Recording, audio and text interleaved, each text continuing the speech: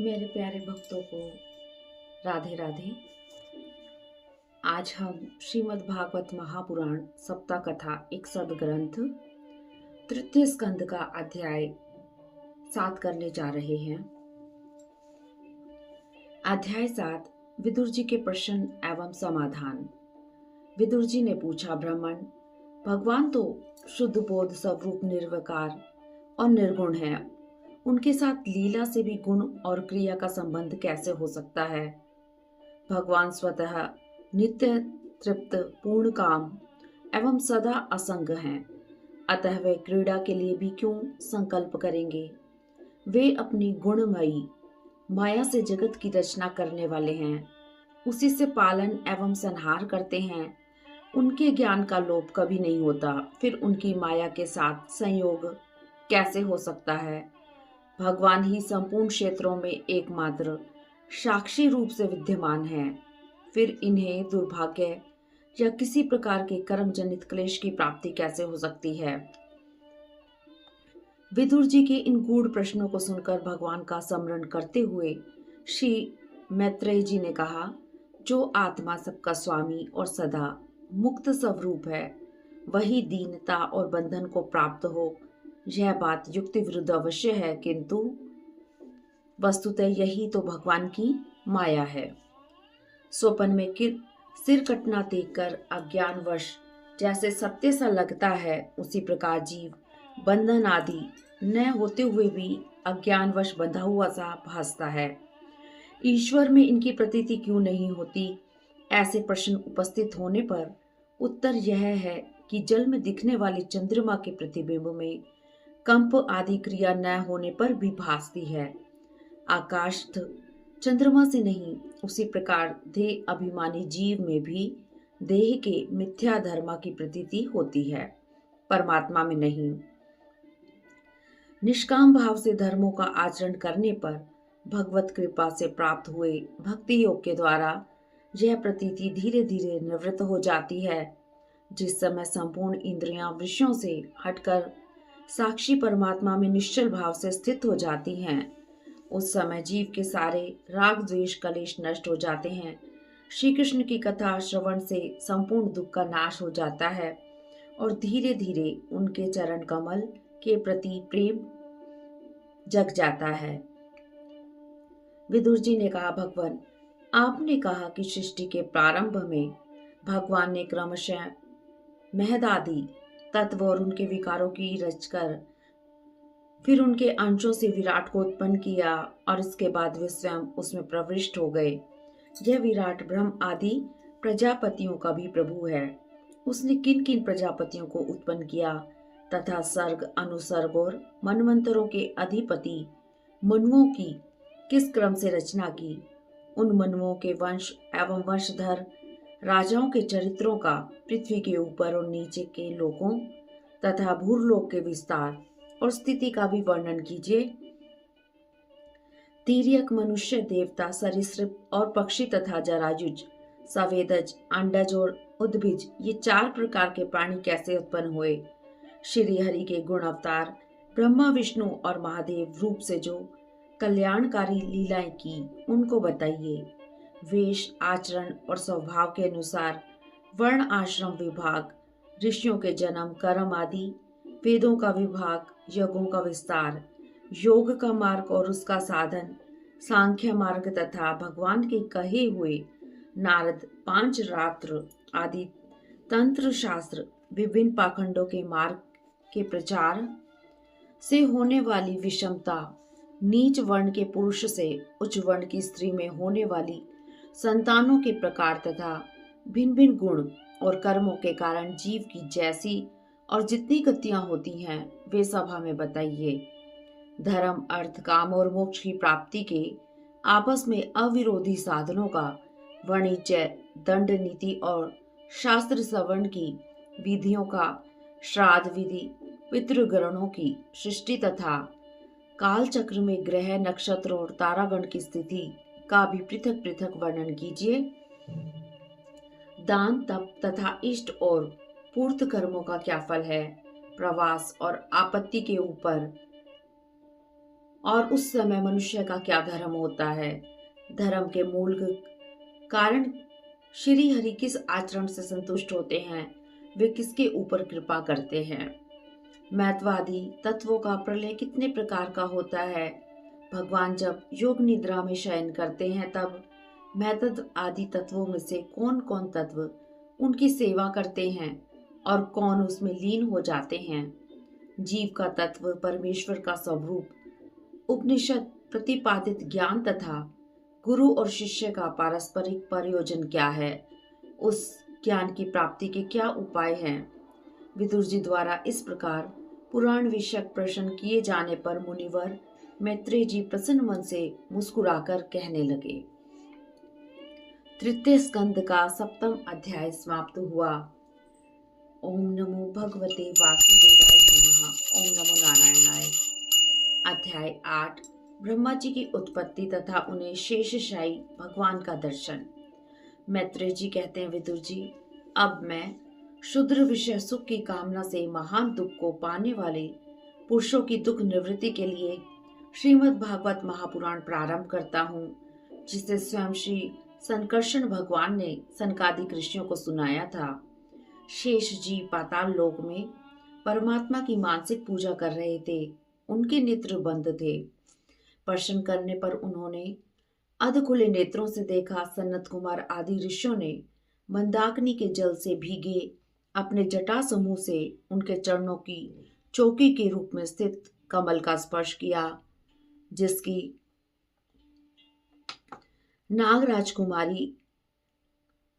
नागराजकुमारियां अभिलषित वर की प्राप्ति के लिए सप्रेम अनेकों उपहार सामग्रियों से पूजा करती हैं। इस प्रकार प्रसन्न होकर भगवान संकर्षण ने निवृत्ति परायण श्री सनत कुमार जी को यह भागवत पुराण सुनाया था। सनत कुमार जी ने सांख्यायन मुनि को सुनाया। श्री सांख्यायन जी ने हमारे गुरु श्री पराशर जी एवं बृहस्पति जी को सुनाया। श्री पराशर जी ने पुलस्त्य मुनि के कहने पर इस आदि पुराण को मुझे सुनाया। कलमाशपाद राक्षस पराशर के पिता शक्ति को खा गया। इससे क्रुद्ध होकर पराशर जी राक्षस सत्र को करने को तत्पर हुए। वशिष्ठ जी ने पराशर जी को ऐसा न करने की आज्ञा दी, अतः पराशर जी ने राक्षस सत्र नहीं किया। इस बात पर प्रसन्न होकर पुलस्त्य ऋषि ने पराशर जी को आशीर्वाद दिया, तुम पुराण वक्ता होकर मैत्रेय मुनि को पुराण सुनाओ। कुरुश्रेष्ठ विदुर जी, अब वही पुराण मैं तुम्हें सुनाता हूँ। सृष्टि के पूर्व में यह संपूर्ण जगत जल में डूबा हुआ था। उस समय एकमात्र श्री नारायण देव शेषशैया पर शयन कर रहे थे। वे अपनी ज्ञान शक्ति को अक्षुण्ण रखते हुए निद्रा का आश्रय से नेत्र मूंदे हुए थे। सृष्टि क्रम से अवकाश लेकर आत्मानंद में मगन थे। संपूर्ण प्राणियों के सूक्ष्म शरीर को अपने शरीर में लीन किए हुए थे। उन्हें सृष्टि काल आने पर पुनः जगाने के लिए केवल काल शक्ति को जागृत रखा। जब उन्हीं के द्वारा नियुक्त उनकी काल शक्ति ने उन्हें जीवों के कर्मों की प्रवृत्ति के लिए प्रेरित किया, तब उन्होंने अपने शरीर में लीन हुए अनंत लोक देखे। जब भगवान की दृष्टि अपने में निहित लिंग शरीर आदि सूक्ष्म तत्व पर पड़ी, तब वह कालाश्रित रजोगुण से शुभित होकर सृष्टि रचना के निमित्त उनके नाभि प्रदेश से बाहर निकला। कर्म शक्ति को जागृत करने वाले काल के द्वारा विष्णु भगवान की नाभि से प्रकट हुआ वह सूक्ष्म तत्व कमल कोश के रूप में सहसा ऊपर उठा और उसने अपने तेज से उस अपार जल राशि को देदीप्यमान कर दिया। संपूर्ण गुणों को प्रकाशित करने वाले उस सर्वलोक में कमल में विष्णु भगवान ही अंतर्यामी रूप में प्रविष्ट हो गए। तब उनमें से बिना पढ़ाई स्वयं संपूर्ण वेदों को जानने वाले साक्षात वेद मूर्ति श्री ब्रह्मा जी प्रकट हुए। उन्हीं को स्वयंभू कहा गया हैगा। उस कमल की कर्णिका में बैठे हुए ब्रह्मा जी को जब कोई लोक दिखाई नहीं दिया, तब वे आकाश में चारों ओर गर्दन घुमाकर देखने लगे। इसी से उनके चारों दिशाओं में चार मुख हो गए। प्रलयकालीन पवन के थपेड़ों से उछलती हुई जल तरंगों के कारण ब्रह्मा जी को अपना तथा उस लोक तत्व रूप कमल का क्या रहस्य है, कुछ भी समझ में नहीं आया। इस वह विचार करने लगे, इस कमल की गद्दी पर बैठा हुआ मैं कौन हूँ? यह कमल भी बिना किसी आधार के इस जल में कहाँ से उत्पन्न हो गया? इसके नीचे कोई आधार होना चाहिए। इस प्रकार सोचते हुए ब्रह्मा जी उस कमल की नाल के सूक्ष्म छिद्रों में होकर उस जल में घुसे। नाल के आधार को खोजते हुए वे नाभि देश तक पहुंच गए, किंतु आधार उन्हें नहीं मिला। उस अपार अंधकार में ब्रह्मा जी का बहुत काल बीत गया। वह काल ही भगवान का चक्र है, जो जीवों को डराता हुआ उनकी आयु क्षीण करता रहता है, आधार नहीं पाए। वहां से वापस लौटकर पुनः अपने आधारभूत कमल पर बैठकर धीरे धीरे प्राणवायु को जीतकर चित्त को संकल्प रहित कर समाधि में स्थित हो गए। दिव्य 100 वर्षों तक योगाभ्यास करने पर उन्हें ज्ञान प्राप्त हुआ। तब उन्होंने अपने उस आधार को, जिसे वे पहले खोजने पर भी नहीं पाए थे, अपने ही अंतःकरण में प्रकाशित होते देखा। उस समय प्रलयकालीन जल में शेष जी के गौर और विशाल विग्रह की शैया पर पुरुषोत्तम भगवान को अकेले ही लेटे हुए श्री ब्रह्मा जी ने देखा। शेष जी के 10,000 फण छत्र के समान फैले हुए हैं। पुरुषोत्तम भगवान का शेरी विग्रह अपने परिमाण से लंबाई चौड़ाई में त्रिलोकी का संग्रह किए हुए अपनी शोभा से अद्भुत एवं दिव्य वस्त्र आभूषणों की शोभा को सुशोभित करने वाला होने पर भी पीतांबर आदि अपनी वेशभूषा से सुसज्जित है। मुस्कान से युक्त अपने उपासकों का सम्मान कर रहे हैं। सृष्टि रचना की इच्छा से युक्त श्री ब्रह्मा जी ने भगवान के नाभि सरोवर से प्रकट हुआ वह कमल, जल, आकाश, वायु और अपना शरीर, ये 5 पदार्थ देखे। सृष्टि के कारण रूप इन 5 पदार्थों को देखकर लोक रचना के लिए उन्होंने भगवान में चित्त लगाया और उनकी स्तुति करी। तृतीय स्कंद का 8वां अध्याय समाप्त हुआ। ओम नमो भगवते वासुदेवाय नमः। ओम नमो नारायणाय। अध्याय 9, ब्रह्मा जी द्वारा भगवान की स्तुति और सृष्टि रचना की शक्ति की प्राप्ति। श्री ब्रह्मा जी श्री नारायण भगवान की स्तुति करते हैं।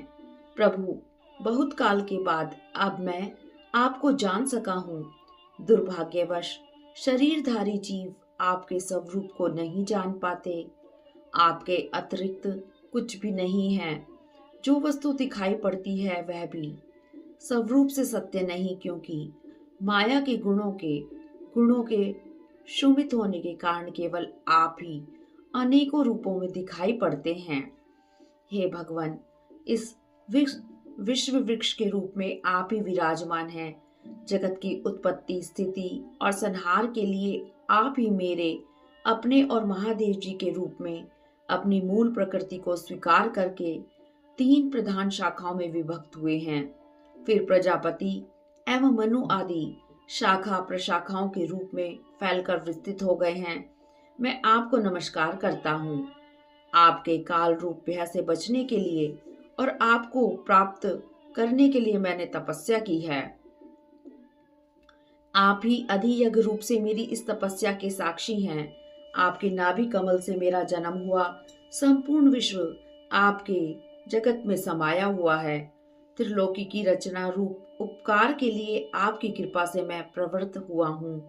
इस समय योग निद्रा का अंत हो जाने के कारण आपके नेत्र कमल खिले हुए हैं।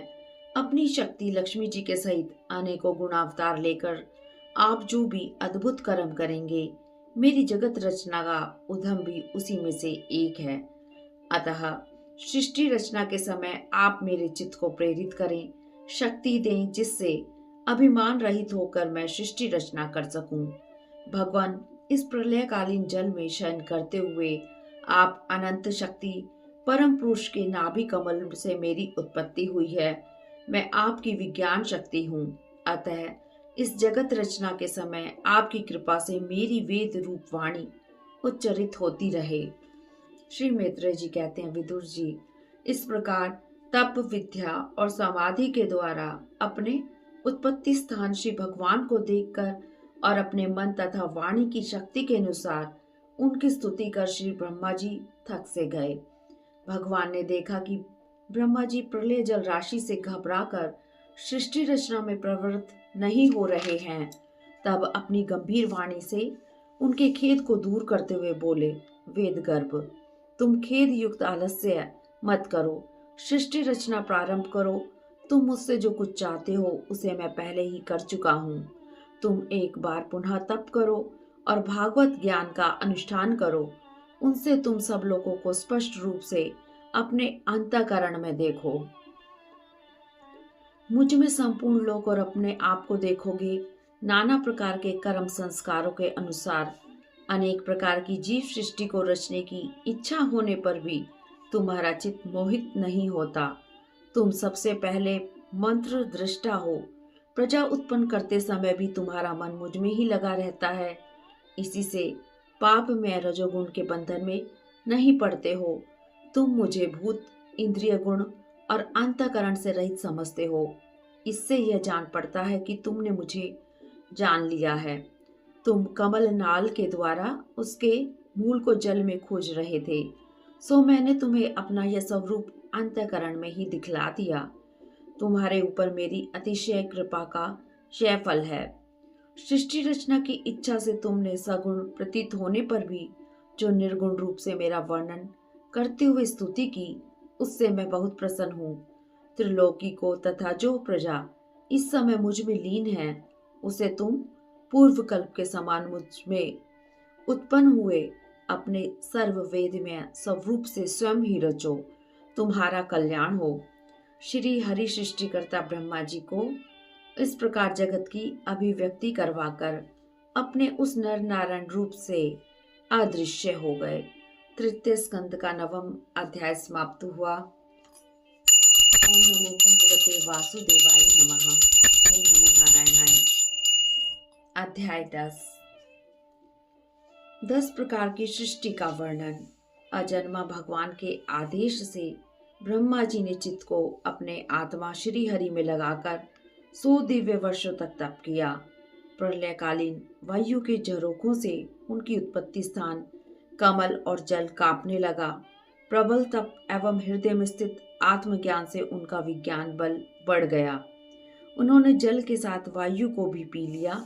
आकाशव्यापी कमल को देखकर उन्होंने विचार किया कि पूर्व कल्प में लीन हुए लोगों को मैं इससे से रचूंगा। वे उस कमल कोश में प्रवेश कर गए और उस एक के भूर्व भुवः स्वः में 3 भाग किए। यद्यपि वह कमल इतना बड़ा था कि उसके 14 भुवन या इससे भी अधिक लोकों के रूप में विभाग किए जा सकते थे। प्राणियों के भोग स्थल के रूप में इन्हीं 3 लोकों का शास्त्रों में वर्णन किया गया है। निष्काम कर्म करने वाले महा, तपः, जनहा और सत्यलोक रूप ब्रह्मलोक को प्राप्त करते हैं। विषयों का रूपांतर अर्थात बदलना ही काल का आकार है। स्वयं तो वह निर्विशेष, अनादि और अनंत हैं। उसी को निमित्त बनाकर भगवान क्रीड़ा से स्वयं को ही सृष्टि रूप में प्रकट कर देते हैं। पहले वह सारा जगत भगवान की माया से लीन होकर ब्रह्म रूप में स्थित था। उसी को अव्यक्त मूर्ति काल के द्वारा भगवान ने पुनः पृथक रूप से प्रकट किया। यह विश्व पूर्व, वर्तमान और भविष्य में एक सा ही रहता है। इसकी सृष्टि 9 प्रकार की होती है। प्राकृतिक वैकृत भेद से एक 10वीं सृष्टि और भी है। मित्र जी कहते हैं, विदुर जी, प्रथम सृष्टि महतत्व की है। भगवान की प्रेरणा से सत्व आदि गुणों में विषमता होना ही उसका स्वरूप है। द्वितीय सृष्टि अहंकार की है, जिससे पंचभूत, ज्ञान इंद्रियां और कर्म इंद्रियों की उत्पत्ति होती है। तृतीय सृष्टि भूत सर्ग है। इसमें पंच महाभूतों को उत्पन्न करने वाला तन मात्र वर्ग रहता है। चतुर्थ सृष्टि इंद्रियों की है। यह ज्ञान और क्रिया शक्ति से संपन्न होती है। पंचम सृष्टि सात्विक अहंकार से उत्पन्न हुए इंद्रिय अधिष्ठाता देवताओं की है। इसी के अंतर्गत मन भी है। षष्ठम सृष्टि अविद्या की है। इसमें तामिस्त्र, अंधतामिस्त्र, तम, मोहो और महामोहो ये 5 गांठें हैं। यह प्राणियों की बुद्धि का आवरण और विक्षेप करने वाली हैं। ये 6 प्राकृतिक सृष्टियां हैं। 7वीं प्रधान वैकृत सृष्टि 6 प्रकार के स्थावर वृक्षों की होती है। पहला है वनस्पति, जो बिना बोर आए ही फलते हैं, जैसे गूलर, पीपल, बड़ आदि। दूसरी औषधि, जो फलों के पक जाने पर नष्ट हो जाते हैं, जैसे धान, गेहूं, चना। तीसरी लता, जो किसी का आश्रय लेकर बढ़ते हैं, जैसे ब्रह्मी, गिलोय आदि। त्वक्सार, जिसकी छाल बहुत कठोर होती है, और बांस। 5वीं है विरुद्ध, जो लता पृथ्वी पर ही फैलती है, कठोर होने से ऊपर की ओर नहीं चढ़ती, जैसे तरबूज और खरबूज। 6ठी द्रुम, जिसमें पहले फूल आकर फिर उन फूलों के स्थान पर फल लगते हैं, जैसे आम और जामुन। इन सब का संचार नीचे जड़ से ऊपर की ओर होता है। इनमें प्राय ज्ञान शक्ति प्रकट नहीं होती। ये भीतर भीतर केवल स्पर्श का अनुभव करते हैं। इनमें से प्रत्येक में कोई विशेष गुण रहता है। अष्टम सृष्टि तिर्यक योनियों अर्थात पशु पक्षियों की है। ये 27 प्रकार की होती है। इन्हें काल का ज्ञान नहीं होता। तमोगुण की अधिकता के कारण ये केवल भोजन, मैथुन, सोना आदि ही जानते हैं। इन्हें सूंघने मात्र से ज्ञान हो जाता है। इनमें विचार शक्ति नहीं होती। नवम सृष्टि मनुष्यों की है। यह एक ही प्रकार की है। इसमें आहार का प्रवाह ऊपर अर्थात मुंह से नीचे की ओर होता है। ये रजोगुण प्रधान, कर्म परायण एवं कष्ट रूप विषय में ही सुख मानने वाले होते हैं। स्थावर, पशु, पक्षी और मनुष्य एवं देव सर्ग वैकृत सृष्टि है। मैतत्व आदि वैकारिक देव सर्ग की गणना प्राकृतिक सृष्टि में की जाती है। सन्नत कुमार आदि ऋषियों का कुमार्ग सर्ग प्राकृतिक वैकृत दोनों प्रकार का है। देवता, पितर, असुर, गंधर्व, अप्सरा, यक्ष, राक्षस, सिद्धचारण, विद्याधर, भूत, प्रेत, पिशाच और किन्नर, किमपुरुष, अश्वमुख आदि भेद से देव सृष्टि 8 प्रकार की है। श्री मैत्रेय जी कहते हैं, विदुर जी, इस प्रकार सृष्टिकर्ता श्री ब्रह्मा जी की बनाई हुई यह 10 प्रकार की सृष्टि है। सत्य संकल्प श्री भगवान ही ब्रह्मा के रूप में प्रत्येक कल्प के आदि में रजोगुण से व्याप्त होकर स्वयं ही जगत के रूप में अपने ही रचना करते हैं। तृतीय स्कंद का 10वां अध्याय समाप्त हुआ। ओम नमो भगवते वासुदेवाय नमः। ओम नमो नारायणाय। अध्याय 11 मनवंतर काल विभाग का वर्णन। श्री मैत्रेय जी कहते हैं, विदुर जी, पृथ्वी आदि का कार्य वर्ग का जो सूक्ष्मतम अंश है उसे परमाणु कहते हैं। इसका विभाग नहीं हो सकता। यह न तो कार्य रूप से प्राप्त हुआ रहता है और न तो इसका अन्य परमाणुओं से संयोग ही रहता है। अनेक परमाणुओं के परस्पर मिलने से ही मनुष्यों को भ्रमवश उनके समुदाय रूप एक अवयव की प्रतीति होती है। अपने सामान्य स्वरूप में स्थित उस पृथ्वी आदि कार्यों की एकता अर्थात समुदाय का नाम परम महान है। परमाणु इसी का सूक्ष्मतम अंश है। इस समय उसमें प्रलय आदि अवस्था भेद की स्फूर्ति नहीं होती और न तो नवीन प्राचीन आदि काल भेद का भान ही होता है और न ही घटपट आदि वस्तु भेद की ही कल्पना होती है। इस प्रकार यह वस्तु के सूक्ष्मतम और महत्तम स्वरूप का विचार हुआ। इसी के सदृश से परमाणु आदि अवस्था में व्याप्त होकर व्यक्त पदार्थों को भोगने वाले सृष्टि आदि में समर्थ अव्यक्त स्वरूप भगवान काल की भी सूक्ष्मता और स्थूलता का अनुमान किया जा सकता है। जो काल प्रपंच की परमाणु जैसी सूक्ष्म अवस्था में व्याप्त रहता है वह अत्यंत सूक्ष्म है, और जो सृष्टि से लेकर प्रलय पर्यंत उसकी सभी अवस्थाओं का भोग करता है वह परम महान है। 2 परमाणुओं का एक अणु होता है, 3 अणुओं का एक त्रस रेणु होता है। झरोखे में से होकर आई हुई सूर्य की किरणों के प्रकाश में आकाश में उड़ता हुआ जो दिखाई पड़ता है वही त्रस रेणु है। ऐसे 3 त्रस रेणुओं को पार करने में सूर्य को जितना समय लगता है उसे त्रुटि कहते हैं। इससे 100 गुना काल वेद कहलाता है। 3 वेद का एक लव होता है, 3 लव का एक निमेष होता है, और 3 निमेष का एक क्षण होता है। 5 क्षण की एक काष्ठा और 15 काष्ठा का एक लघु होता है। 25 लघु की एक नाड़िका और दंड और 2 नाड़िका का एक मुहूर्त होता है। दिन के बढ़ने और घटने के अनुसार अर्थात दिन और रात्रि की दोनों संधियों के 2 मुहूर्तों को छोड़कर 6 या 7 नाड़ी का एक पहर होता है। इसी को याम भी कहते हैं। यह मनुष्य के दिन या रात का चौथा भाग होता है। एक प्रस्थ जल आ जा सकने योग्य 6 पल तांबे के पात्र में 4 माशे सोने की 4 अंगुल की सलाई द्वारा उस बर्तन के पैंदे में छिद्र करके उसे जल में छोड़ दिए जाने पर जितने समय में एक प्रस्थ जल उस बर्तन में भर जाए, वह बर्तन जल में डूब जाए, उतने समय को नाडिका कहते हैं।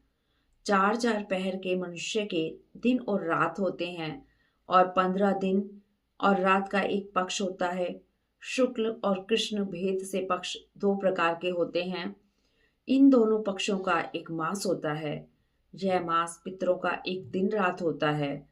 2 मास का एक ऋतु और 6 मास का एक अयन होता है। अयन दक्षिणायन और उत्तरायण भेद से 2 प्रकार का होता है। दोनों अयन देवताओं का एक दिन रात है। मनुष्यों के लिए यह 1 वर्ष या 12 मास होता है। ऐसे 100 वर्षों की मनुष्य की परम आयु बताई गई है। चंद्रमा आदि ग्रह, अश्वनी आदि नक्षत्र और संपूर्ण तारा मंडल के अधिष्ठाता काल स्वरूप भगवान सूर्य परमाणु से लेकर संवत्सर पर्यंत काल में 12 राशि रूप संपूर्ण भुवन कोश की निरंतर परिक्रमा किया करते हैं। सूर्य, बृहस्पति, सवन, चंद्रमा और नक्षत्र संबंधी महीनों के भेद से यह वर्ष ही संवत्सर, परिवत्सर, ईडावत्सर, अनुवत्सर और वत्सर कहा जाता है। मैत्रेय जी कहते हैं, विदुर जी, इन 5 प्रकार के वर्षों की प्रकृति करने वाले भगवान सूर्य की तुम उपहार आदि से पूजा करो।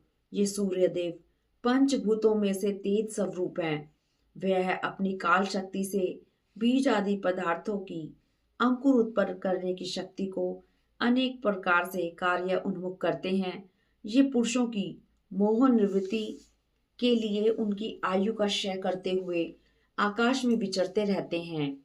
ये ही सकाम पुरुषों को यज्ञ आदि कर्मों से प्राप्त होने वाले स्वर्ग आदि मंगलमय फलों का विस्तार करते हैं।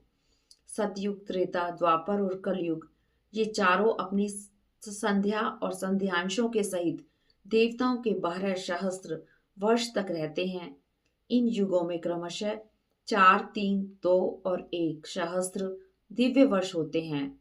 सतयुग में 4000 दिव्य वर्ष युग के और 8800 संध्या एवं संध्यांश के इस प्रकार 4800 वर्ष होते हैं। त्रेता में 3600, द्वापर में 2400 और कलयुग में 1200 दिव्य वर्ष होते हैं। मनुष्य का 1 वर्ष देवताओं का 1 दिन होता है। अतः देवताओं का 1 वर्ष मनुष्यों के 360 वर्ष के बराबर हुआ। इस प्रकार मनुष्यों के मांस से कलयुग में 4,32,000 वर्ष हुए। द्वापर में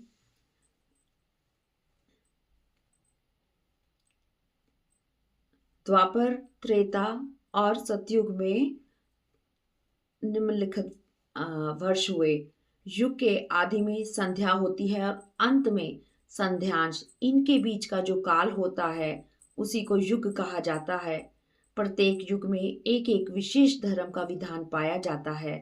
सतयुग में धर्म अपने चारों चरणों में रहता है, फिर अन्य युगों में अधर्म की वृद्धि होने से उसका एक एक चरण क्षीण होता चला जाता है। त्रिलोकी से बाहर महरलोक से ब्रह्मलोक पर्यंत यहाँ की एक सहस्त्र युगी का एक दिन होता है और इतनी ही बड़ी रात्रि होती है।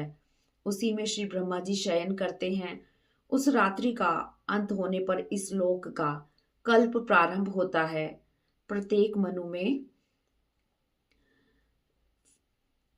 79 चतुर्युगी से कुछ अधिक काल तक अपना अधिकार भोगता है। प्रत्येक मनवंतर में भिन्न भिन्न मनुवंशी राजा लोग, सप्तऋषि देवगण, इंद्र और उनके अनुयायी गंधर्ववादी साथ ही साथ अपना अधिकार भोगते हैं। श्री ब्रह्मा जी की यह प्रतिदिन की सृष्टि है जिसमें तीनों लोगों की रचना होती है। उसमें अपने अपने कर्म के अनुसार पशु पक्षी मनुष्य पितर और देवताओं की उत्पत्ति होती है। इन मनवंतरों में भगवान सत्व गुण का आश्रय लेकर अपनी मनु आदि मूर्तियों द्वारा पराक्रम प्रकट करते हुए इस विश्व का पालन करते हैं। काल के क्रम से जब ब्रह्मा जी का दिन बीत जाता है तब वे तमोगुण का आश्रय ले अपनी सृष्टि रचना रूप पौरुष को स्थगित करके निश्चेष्ट भाव से स्थित हो जाते हैं। उस समय सारा जगत उन्हीं में लीन हो जाता है। जब सूर्य और चंद्रमा आदि से रहित वह प्रलय रात्रि आती है तब वे भूर्भुवः स्वः तीनों लोग उन्हीं ब्रह्मा जी के शरीर में छिप जाते हैं। उस समय तीनों लोग शेष जी के मुख से निकली हुई अग्नि रूप भगवान की शक्ति से जलने लगते हैं। इसलिए उसके ताप से व्याकुल होकर भृगु आदि मुनीश्वर लोग महरलोक से जनलोक को चले जाते हैं। इतने में ही सातों समुद्र प्रलय काल के प्रचंड पवन से उमड़कर अपनी उछलती हुई उताल तरंगों से त्रिलोकी को डुबो देते हैं।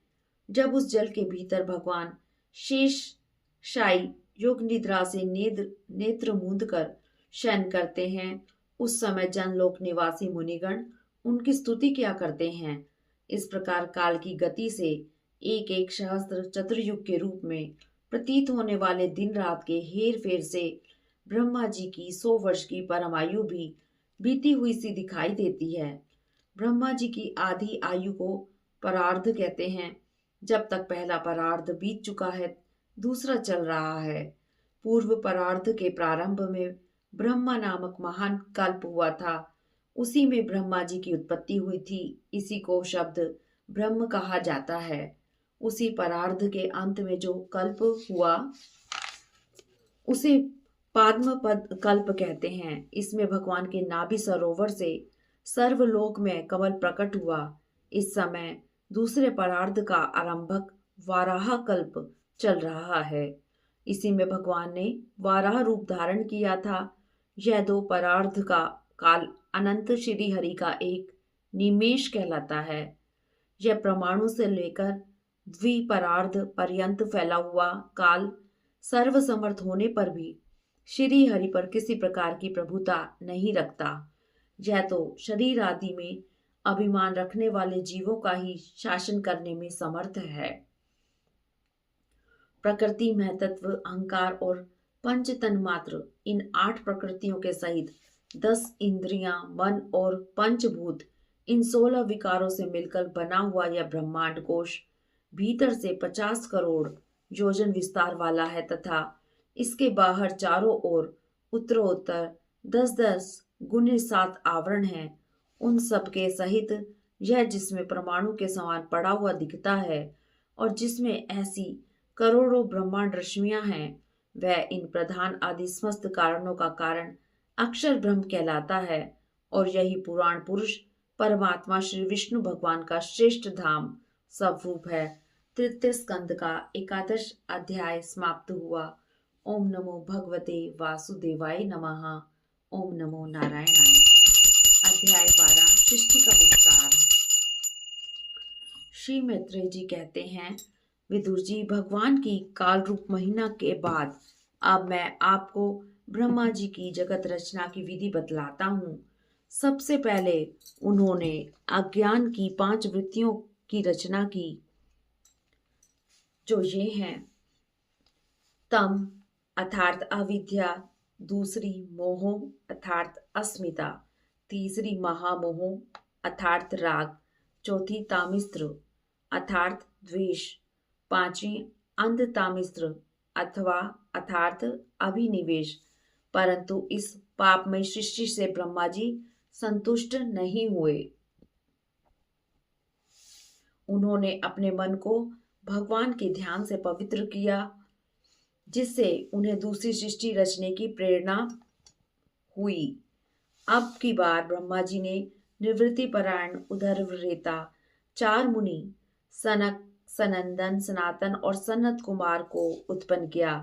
अपने इन पुत्रों से ब्रह्मा जी ने सृष्टि उत्पन्न करने के लिए कहा, किंतु जन्म से ही मोक्ष मार्ग का अनुसरण करने वाले ये भगवान के ध्यान में तत्पर थे। अतः सृष्टि विस्तार में उन्होंने कोई रुचि नहीं दिखाई।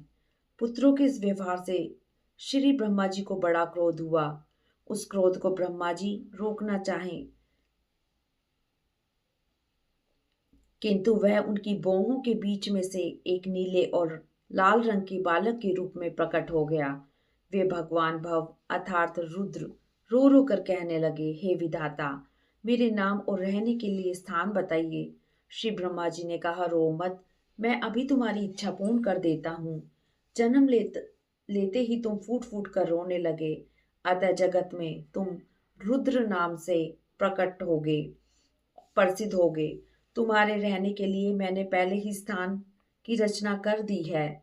वे हैं हृदय, इंद्रिय, प्राण, आकाश, वायु, अग्नि, जल, पृथ्वी, सूर्य, चंद्रमा और तप। तुम्हारे 11 नाम मनु, मन्यु, महीनस, महान, शिव, ऋतध्वज, उग्ररेता, भव, काल, वामदेव और धृतव्रत होंगे, तथा धी, वृति, उष्णा, उमा, नियुत, सर्पी, इला, अंबिका, इरावती, सुधा और दीक्षा, ये 11 रुद्राणियां तुम्हारी पत्नियां होंगी। तुम उक्त स्थान, नाम और पत्नियों को स्वीकार करो और इनके द्वारा बहुत सी प्रजा का उत्पन्न करो, क्योंकि तुम प्रजापति हो। ब्रह्मा जी से ऐसी आज्ञा पाकर नील लोहित बल, आकार और स्वभाव में अपने ही जैसी प्रजा उत्पन्न करने लगे। भगवान रुद्र ने असंख्य रुद्रों को उत्पन्न किया। वे सब समूह बनाकर विश्व का भक्षण करने लगे। ब्रह्मा जी घबरा गए। तब उन्होंने रुद्र से कहा, रुद्र, तुम्हारे द्वारा उत्पन्न प्रजा तो अपनी भयंकर दृष्टि से सारी दिशाओं के साथ मुझे भी भस्म कर रही है। ऐसी सृष्टि की रचना मत करो। अब तुम समस्त प्राणियों को सुख देने के लिए तप करो। उसी तप के प्रभाव से तुम पूर्ववत इस संसार की रचना करो।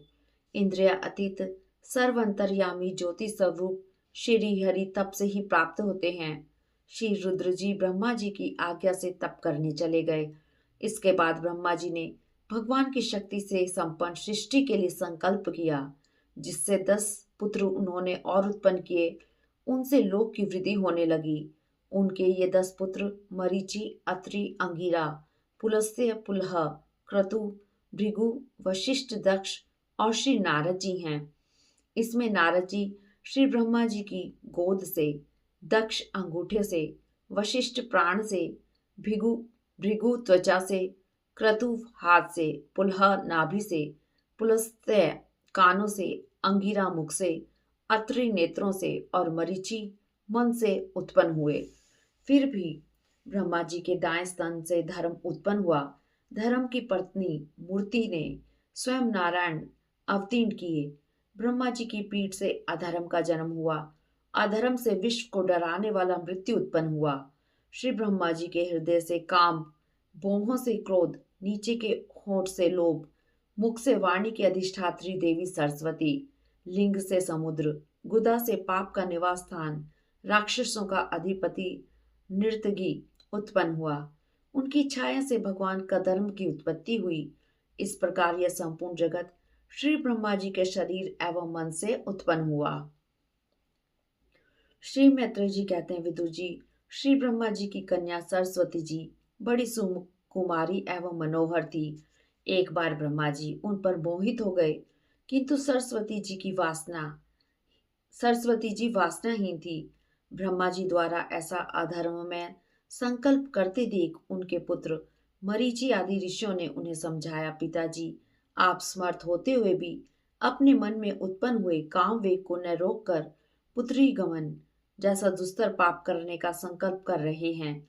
ऐसा तो आपसे पूर्ववर्ती किसी ब्रह्मा ने नहीं किया था और आगे भी कोई ऐसा नहीं करेगा। अपने पुत्रों द्वारा ही इस प्रकार समझाए जाने पर ब्रह्मा जी बहुत लज्जित हुए और उन्होंने उसी समय उस शरीर को छोड़ दिया। तब उस शरीर को दिशाओं ने ले लिया। वही कोहरा हुआ इसे अंधकार भी कहते हैं। एक एक बार ब्रह्मा जी सोच रहे थे कि मैं पहले की तरह सुव्यवस्थित लोकों की रचना कैसे करूं। उसी समय उनके चार मुखों से चार वेद प्रकट हुए। इनके अतिरिक्त उपवेद, न्यायशाख, होता, उद्गाता, अधर्व्यू और ब्रह्मा, इन चार ऋतविजों के कर्म, यज्ञों का विस्तार, धर्म के चार चरण और चार आश्रम तथा उनकी वृत्तियां भी ब्रह्मा जी के मुख से उत्पन्न हुई। अपने पूर्व, दक्षिण, पश्चिम और उत्तर के मुख से क्रमशः ऋक, यजुर, साम और अथर्व वेद की उन्होंने रचना की। इसी क्रम से शस्त्र अर्थात होता का कर्म, इज्या अर्थात अधवर्यु का कर्म, स्तुति स्तोम अर्थात उद्गाता का कर्म और प्रायश्चित अर्थात ब्रह्मा का कर्म, इन चारों की भी उन्होंने रचना की। इसी प्रकार आयुर्वेद, धनुर्वेद, गंधर्व वेद और संगीत शास्त्र और स्थाप्य वेद तथा अर्थात शिल्प विद्या, इन चार उपवेदों को भी क्रमशः उन पूर्व आदि मुखों से ही उत्पन्न किया। तत्पश्चात उन्होंने अपने चारों मुखों से इतिहास पुराण रूप पांचवें वेद का निर्माण किया। इसी क्रम से षोडशी और उक्त चयन और अग्निष्टोम, आपतोर्याम और अतिरात्र तथा वाजपेय और गोसव, ये दो याग भी उनके पूर्वादि मुखों से ही उत्पन्न हुए। विद्या, दान, तप, सत्य से धर्म के चार पाद और वृत्तियों के सहित चार आश्रम भी इसी क्रम से प्रकट हुए। श्री मैत्रेय जी कहते हैं, विदुर जी, सावित्र अर्थात उपनयन संस्कार के बाद गायत्री का अध्ययन करने के लिए धारण किया जाने वाला 3 दिन का ब्रह्मचार्य व्रत, प्रजापात्य अर्थात 1 वर्ष का ब्रह्मचार्य व्रत, ब्रह्म अर्थात वेद अध्ययन तक रहने वाला ब्रह्मचार्य व्रत और वृहत आयु पर्यंत रहने वाला ब्रह्मचार्य व्रत, ये 4 वृत्तियां ब्रह्मचारी की हैं। वार्ता अर्थात कृषि आदि वृत्तियां, संचय अर्थात याग आदि तथा अनाज की मंडी में गिरे हुए दानों को बीन कर निर्वाह करना, ये 4 वृत्तियां गृहस्थ की हैं। इसी प्रकार वृत्ति भेद से वैखानस अर्थात बिना ज्योति बोई भूमि से उत्पन्न हुए पदार्थों से जीवन निर्वाह करने अर्थात प्रातःकाल उठने पर जिस दिशा की ओर मुख हो उसी ओर से फल आदि लाकर निर्वाह करने वाले, और फैनक अर्थात अपने आप झड़े हुए फल आदि खाकर रहने वाले, ये 4 भेद वानप्रस्थों के हैं।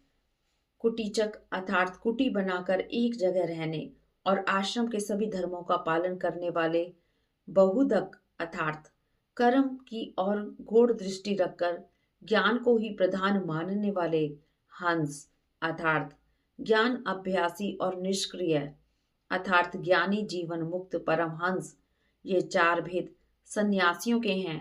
इसी क्रम से आनविक्षिकी अर्थात मोक्ष प्राप्त कराने वाली विद्या, त्रयी अर्थात स्वर्ग आदि फल देने वाली कर्म विद्या, वार्ता अर्थात खेती व्यापार आदि संबंधी विद्या और दंड नीति अर्थात राजनीति, ये 4 विद्याएं और 4 व्याहृतियां अर्थात भुवः स्वः और मह भी श्री ब्रह्मा जी के 4 मुखों से उत्पन्न हुई। उनके हृदय आकाश से ओंकार प्रकट हुआ। श्री ब्रह्मा जी के रोमों से उष्णिक, त्वचा से गायत्री, मांस से त्रिष्टुप, स्नायु से अनुष्टुप, अस्थियों से जगती, मज्जा से पंक्ति और प्राणों से वृत्ति छंद उत्पन्न हुआ। इसी प्रकार उनका जीवन स्पर्श वर्ण अर्थात क्वर्ग आदि पंच वर्ग और देहे स्वर वर्ण अर्थात आकार आदि कहलाया। उनकी इंद्रियों को ऊष्म वर्ण अर्थात श स स ह और बल को अंतःस्थ अर्थात य र ल व कहते हैं। उनकी क्रीड़ा से निषाद ऋषभ गांधार षडज मध्यम धैवत और पंचम ये 7 स्वर हुए। इस प्रकार श्री ब्रह्मा जी शब्द ब्रह्म स्वरूप हैं। वे बैखरी रूप से व्यक्त और ओंकार रूप से अव्यक्त हैं तथा उनसे परे जो सर्वत्र परिपूर्ण पर ब्रह्म है वहीं अनेकों प्रकार की शक्तियों से विकसित होकर इंद्र आदि रूपों में भाग रहा है। श्री मैत्रेय जी कहते हैं, विदुर जी, श्री ब्रह्मा जी पहला कामासक्त शरीर जिससे कोहरा बना था छोड़ चुके थे। दूसरा शरीर धारण करके वे विश्व विस्तार का विचार करने लगे। मरीचि आदि शक्तिशाली ऋषियों को उत्पन्न करने के बावजूद सृष्टि का विस्तार न देखकर वह चिंता में पड़ गए। देव को ही विघ्न मानकर वह सृष्टि विस्तार कैसे हो ऐसा विचार कर ही रहे थे, तब तक सहसा उनके शरीर के 2 भाग हो गए। क ब्रह्मा जी का नाम है, उन्हीं से विभक्त होने से शरीर को काय कहा गया। उन दोनों विभागों से एक स्त्री पुरुष का जोड़ा उत्पन्न हुआ। पुरुष सार्वभौम सम्राट स्वयंभुव मनु हुए, स्त्री उनकी महारानी शत्रुपा हुई। इन्हीं से मिथुन धर्म और स्त्री पुरुष संयोग से संभोग से प्रजा की वृद्धि होने लगी। इन दोनों से 5 संतानें उत्पन्न हुई। प्रियव्रत और उतानपाद 2 पुत्र हुए। आकुति देवहूति और प्रसूति ये 3 कन्याएं हुई। मनु जी ने आकुति का विवाह रुचि प्रजापति से, देवहूति का कदर्म प्रजापति से तथा प्रस्तुति का दक्ष प्रजापति से किया। इन्हीं 3 कन्याओं से सारा संसार भर गया। तृतीय स्कंद का 12वां अध्याय समाप्त हुआ। ओम नमो भगवते वासुदेवाय नमः। ओम नमो भगवते वासुदेवाय नमः। ओम नमो भगवते वासुदेवाय वासुदेवाय हरि वासुदेवाय वासुदेवाय हरि वासुदेवाय। तृतीय स्कंद के 12वें अध्याय में श्री ब्रह्मा जी का अपनी पुत्री पर मोहित होना आया गया है। इस वाक्य के बारे में मैं आपको एक वीडियो के माध्यम से दिखाऊंगी कि वे वास्तव में मोहित नहीं हुए थे, और इसकी विस्तार से मैं चर्चा अगली वीडियो में अपनी करूंगी। राधे राधे।